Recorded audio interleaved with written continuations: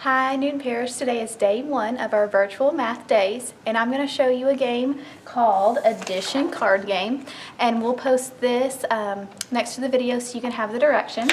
For this game, all you need is a deck of cards. Now, the number cards will be regular numbers, and then your ace is worth 1 point.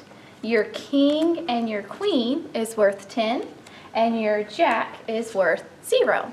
So you play this game with a partner, and the first thing you'll do is you'll flip over 2 cards. So I have a 5 and a king. Remember, a king is worth 10. So 5 plus 10 equals 15. Then my partner will flip over their first 2 cards, and they have a 10 plus 10. So 10 plus 10 equals 20. So my partner is the winner, and they would get the cards, and they'd put them under their deck. And then we'd play again, and you flip over your cards. 9 plus 4. Well, I know 9 is close to 10, so 10 plus 4 makes 14. Take 1 away, so 9 plus 4 is 13. And then my partner would go 3 plus 7. Well, that's a quick 10. So since I have 13, I would win. And then I'll show you one more. We have a queen, which is worth 10, and a king is worth 10, and that makes 20. And a 9, and a 9, that's a doubles fact. 9 and 9 makes 18, so I would win that hand. Hey boys and girls, welcome to day one of the virtual math days for games 3 through 5. So today we're going to start off with a multiplication game. All you need to play is a deck of cards, and we will attach this either to the end of the video or beside it so you can have the directions as well.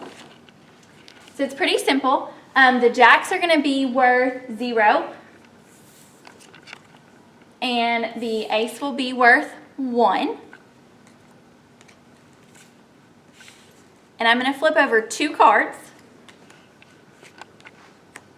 And so I have 7 and 10, so I would be multiplying those. So a benchmark fact, we know are 2 5s and 10s, and since we have a 10 here, we can easily figure out that 7 times 10 is 70. So then my partner would flip. And they have a nice benchmark fact too of 5 times 5, which would be 25. And I have the greater amount, so I would get their cards. We will flip again. And I have 6 times 3.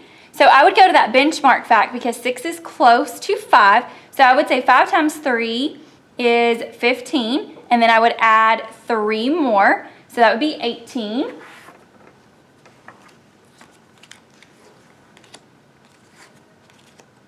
And then we have a jack and a 9. And we know that jacks are 0, so we would have 0 times 9, and that's going to be 0. So Miss Carr would have the greater facts. So I would add these to the bottom of my deck. Then I would flip again. And I have 3 times 1.